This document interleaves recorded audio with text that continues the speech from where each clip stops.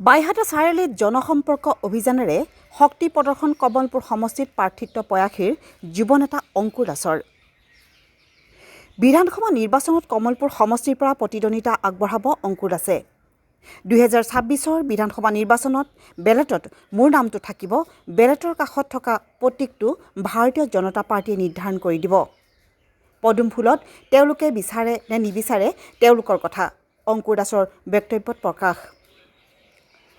নিজৰ উপজা দিনৰ দিনাই 2026 বিধানসভা নিৰ্বাচনৰ বাবে কমলপুৰ সমষ্টিত প্ৰতিদ্বন্দ্বিতা আগবঢ়াব বুলি সংকল্প হাতত লৈ বাইহাটা চাৰিআলিৰ মাজমজিয়াত পদযাত্ৰাৰে সমৰ্থকসকলক লগত লৈ আৰম্ভ কৰিছে বিশাল জনসম্পৰ্ক অভিযান। News desk report AIN live. মানে বাইহাটা চাৰিআলি ব্যৱসায়ী বন্ধুসকলৰ সৈতে মোৰ এটা আত্মিক সম্পৰ্ক আছে। সমাগত নিৰ্বাচনত যিহেতু মই এগৰাকী প্ৰাৰ্থী বুলিয়ে কৈছোঁ, যে প্ৰাৰ্থীটো প্ৰত্যাশী নহয়, মই প্ৰাৰ্থী। মই ৰাইজক জনাব বিচাৰিছোঁ, মোৰ নিজৰ মানুহখিনিক, যে মই সমাগত নিৰ্বাচনত মই নিৰ্বাচন খেলিম। ৰাইজে শুভেচ্ছা দিছে, স্বতঃস্ফূৰ্তভাৱে ৰাইজ ওলাই আহিছে। আপোনালোকে দেখিছে বিভিন্ন প্ৰান্তত মোক গামোচা দিবলৈ বাবে ৰাইজ ৰৈ আছিল। সদায় তেওঁলোকৰ লগত আছোঁ। বিভিন্ন সমস্যাৰে জৰ্জৰিত অঞ্চলটোক আগবঢ়াই নিয়াৰ স্বাৰ্থত বহুতবাৰ তেওঁলোকৰ সৈতে আমি আমাৰ দাবী উত্থাপন কৰিছোঁ। যিমানখিনি পাৰি ৰাইজৰ সৈতে এই অঞ্চলটোৰ উন্নয়নৰ বাবে আমি এক নতুন দিনৰ সূচনা কৰিব বিচাৰিছোঁ। সমাগত নিৰ্বাচন 2026ত মই ভাৰতীয় জনতা পাৰ্টীৰ এগৰাকী প্ৰাৰ্থিত প্ৰত্যাশী। কিন্তু মই এগৰাকী প্ৰাৰ্থিত প্ৰত্যাশী যদিও মই প্ৰাৰ্থীয়ে হয়, মোৰ মনৰ আশা কমলপুৰ সমষ্টিত, যিহেতু ভাৰতীয় জনতা পাৰ্টীয়ে জানে 1997 চনৰ পৰা এই দলৰ সেৱা আগবঢ়াই আজিৰ দিনলৈকে মই নিৰৱচ্ছিন্নভাৱে কাম কৰি আহিছোঁ।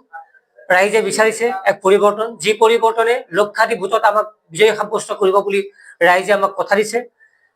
আৰু নিশ্চয় আপোনালোকে মোক প্ৰশ্ন কৰিব, যদিহে টিকট নাপাওঁ মই কি কৰিম। মই জানো এই প্ৰশ্নটো প্ৰত্যেকবাৰ আহিছে। মই আপোনালোকক কথা দিছোঁ, টিকট পাম বুলি মই মনৰ পৰা বিশ্বাস ৰাখিছোঁ। ৰাইজৰ কথাৰ ওপৰত মই গোটেইখিনি বিশ্বাস কৰি আগবাঢ়িছোঁ। ৰাইজে যি জনমত দিব সেই জনমতত মই আগবাঢ়িম। মাত্ৰ এটা কথাই ক'ব পাৰোঁ, এইবাৰ বেলটত মোৰ নামটো থাকিব। বেলটত মোৰ নামটো থাকিব। বেলটৰ কাষত থকা মোৰ প্ৰতীকটো ভাৰতীয় জনতা পাৰ্টীয়ে নিৰ্ধাৰণ কৰি দিব। পদুম ফুলত তেওঁলোকে মোক বিচাৰে নে নিবিচাৰে তেওঁলোকৰ কথা, কিন্তু ৰাইজৰ কথা মই পেলাব নোৱাৰোঁ। 2021 চনতো কমলপুৰ আৰু কৰোৰাৰ জনাকীৰ্ণ সভাত অসমৰ সুদক্ষ মুখ্যমন্ত্ৰী হিমন্ত বিশ্ব শৰ্মা ডাঙৰীয়াই কৈছিল, সমাগত 2026ত অংকুৰ দাসকো চোৱা হ'ব। গতিকে মোৰ মনৰ অকুণ্ঠ তেখেতৰ প্ৰতি আহ্বান, এবাৰ আমাক চাওক।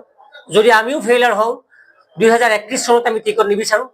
ৰাইজৰ প্ৰতি আমাৰ আশ্বাস আছে, কথা দিছোঁ, 2026 চনৰ এই সমাগত নিৰ্বাচনত মই জয়ী হোৱাৰ পিছতে মই 3 মাহৰ ভিতৰত কমলপুৰ সমষ্টিৰ পৰা ড্ৰাগছ নিৰ্মূল কৰিম।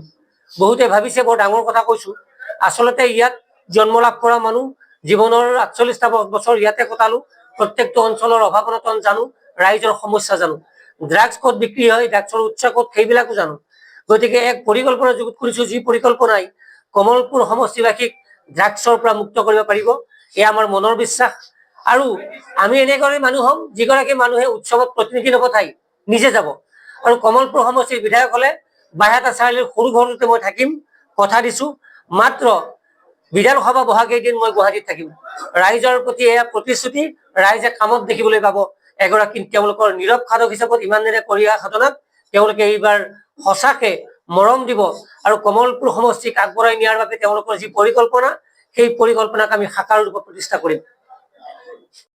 অতি সাধাৰণ মানুহ, গাঁৱৰ মানুহ, জন্মদিন পালন কৰাৰ আমাৰ ঘৰত নিয়মেই নাই। মোৰো জন্মদিন পালন কৰা নহয়।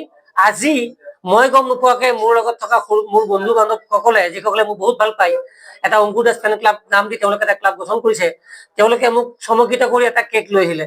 মই চমক খালো, কাৰণ জন্মদিন আমাৰ পালন কৰাৰ কোনো নিয়ম নাই। গাঁৱৰ মানুহ, সাধাৰণ ঘৰৰ মানুহ, জন্মদিন পালন কৰাটো এটা ফেশ্বনহে হয়।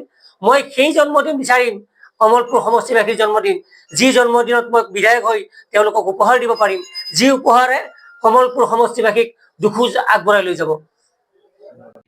যিকোনো খবৰ আৰু বিজ্ঞাপনৰ বাবে যোগাযোগ কৰক 7896121996।